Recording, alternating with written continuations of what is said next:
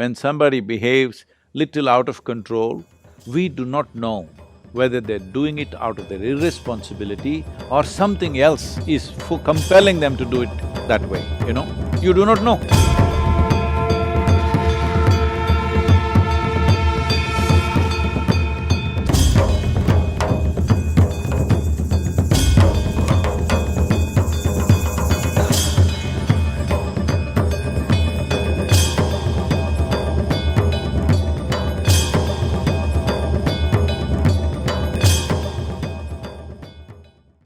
What could leaders like you do to help people with serious mental illnesses seek the treatment that they so badly need, so that it doesn't become, it's either spirituality or biomedical care?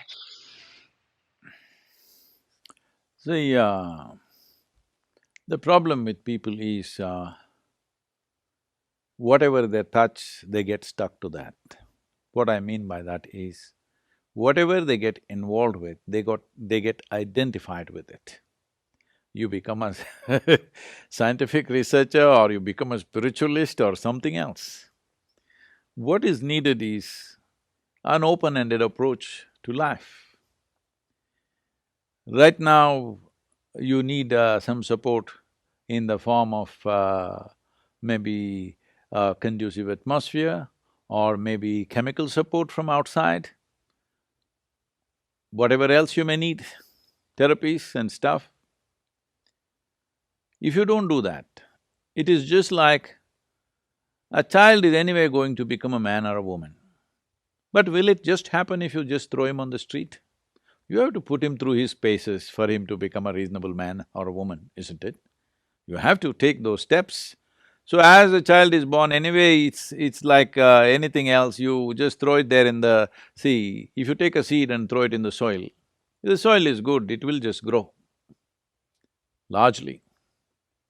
You don't have to tell a mango tree that, don't forget it, you're a mango tree, don't end up with apples. You have to produce only mangoes, no teaching needed, because they've all come as composite life.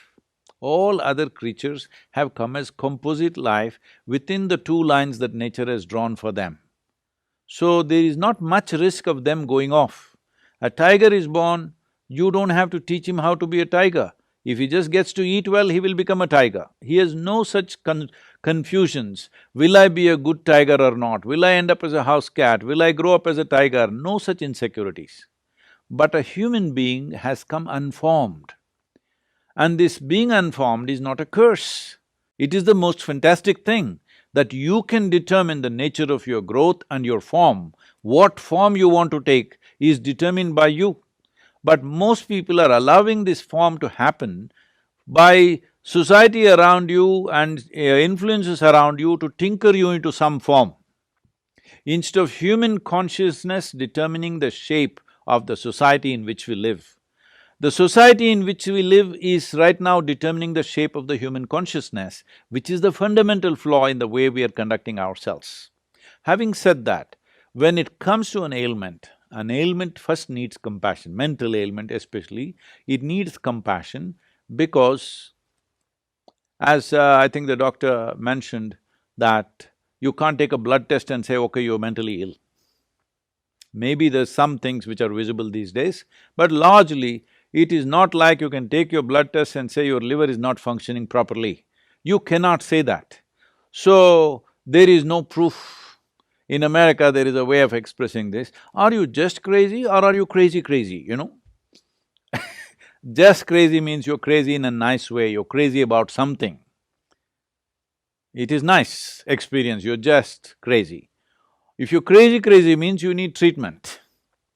So, the thing is, what is sanity, what is insanity is such a thin line. A whole lot of times, people around you, people who work with you, people who live with you, many times you think they're crazy, isn't it? But they're just crazy, they're not crazy. So why I'm trying to make this distinction in a crude way is because it's that crude in the world outside.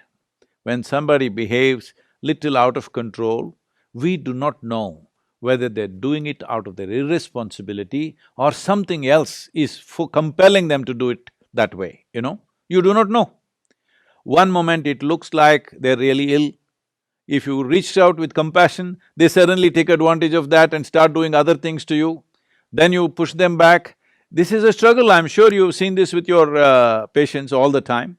You cannot really make out absolutely when are they really sick, when are they making it up, when are they playing it to their advantage, you know? You cannot make a distinction. With physiological ailments, you can clearly say, this is it, this is what is happening. Even if the person pretends to be pain, the doctor will say, no, he doesn't have enough pain, his threshold may be low, he's just acting up, whatever, because it's all indicative, largely. But mental suffering is not like that. We do not know exactly what's happening because it's a complex mechanism like that. There is no one single or absolute parameter to say, yes, this is happening, yes, this is not happening. It is, I'm sorry to say this, in whatever kind of psychiatry we are in, there is a little bit of evidence, there's a little bit of guesswork, there's a little bit of arriving at certain conclusions, all these things are involved. Otherwise, you cannot handle human mind because there are no absolute lines, this is it, there is no such thing. Having said that, if somebody needs societal support, can we create it? That's a question mark always. Sometimes we can create it, sometimes we cannot. A whole lot of them would come out with proper loving nurture around them, whole lot of them. But that nurture is not practical most of the time, because when a person behaves irresponsibly or rather unreasonably, how many people around them are sane enough to provide a very loving nurture? They will also go crazy. If this person behaves in unreasonable ways, they will also start responding in unreasonable ways because they're not very far away from this person. They also, with small provocations, are capable of going into the same states. So where do you find that ideal society which will nurture them like that? Very, very hard.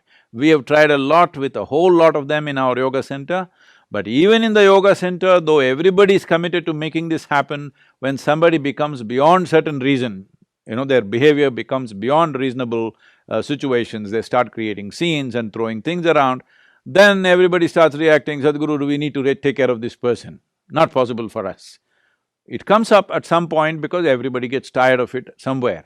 So then medication becomes absolutely necessary when we are not able to do it by talking to them, by creating a nurturing atmosphere, you're not able to do it.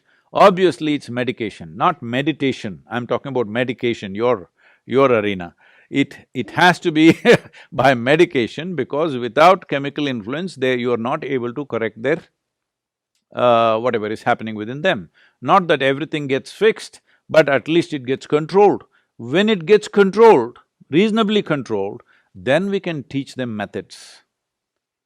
But the biggest problem that I have seen with people with psychological imbalances is getting them to commit to do it. They will develop such a resistance for something that's good for them. To make them take the medicine is a huge challenge. I don't know if you face these things, because you know, if you're just treating people by prescription, at homes there is a huge challenge to make that person pop the pill. They're in such bad condition, they're suffering so much that they're making everybody suffer around them, but getting them to take the medicine is such a big challenge. Everyday circus you have to do around them to get that done, because there is a natural instinct of self-destruction in them. They're moving towards that so rapidly, you have to mask the medicine and give it, but today there are so many human rights stuff, you cannot give medicine forcefully to somebody even if they're dying, you know. There are all these issues are there in the society, but I have seen so many people, the moment they get to a certain level of psychological imbalance, there is a kind of a superiority kind of thing within themselves, that they think they're better than everybody, they think the whole world is crazy, they don't want to take the medicine, they openly say, you take medicine, you are the one who needs it. Well, it's tough. Because there is no absolute measures that this is that, there is no absolute measure. So where does something come in? Where does spirituality come in? It depends how you describe or define spirituality. Spiritual process is not one aspect of life. Spiritual process includes psychiatry, includes psychological therapy. Spiritual process includes chemistry also. But we are looking at chemistry as managing from within. In India, spiritual process and Ayurveda always connected. They never separated the two, because if you look back at the Ayurvedic doctors of the past, not today, they're coming from the 4 years or 5 years of college, but otherwise if you look back at the Ayurvedic and Siddha Vaidya people, they were all considered as Siddhas, they're sages. They are both spiritual and they're doing medical part of it on one side. So, we never separated human well-being that it can be treated in a compartment. We always saw it has to be treated on all levels. If you do not address it on all levels, there will be no results. It is this addressing my way or your way has come up because what we are involved with, unfortunately, we're getting identified with it, which is the wrong way to